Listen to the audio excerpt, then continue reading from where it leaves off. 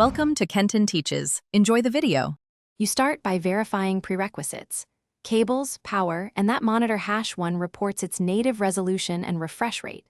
Once connected, open your system display settings. On Windows, right-click Desktop and choose Display Settings, while on Mac OS, go to System Preferences Displays. Make sure Windows detects the monitor or Mac OS shows the Arrangement tab. You want to avoid guessing. Check model info and resolution now, because those values determine scaling and orientation decisions that follow. Once done identifying screens, set monitor #1 as your primary display. Select it, then choose Make this my main display on Windows or drag the white menu bar to it on Mac OS. Adjust resolution to the monitor's native value and set scaling so UI elements are legible without blurring. Configure orientation, landscape or portrait, and choose the desired multi-monitor mode.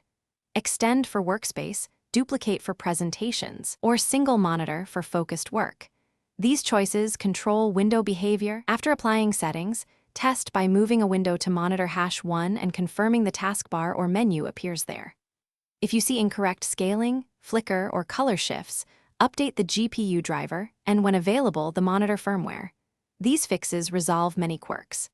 If the system fails to detect monitor #1, swap the cable or port, reboot, and if needed, reset the monitor's on-screen display to defaults. One key troubleshooting tip: try a different cable first. Faulty cables cause most detection problems. Thanks for watching. Please subscribe if this video was helpful.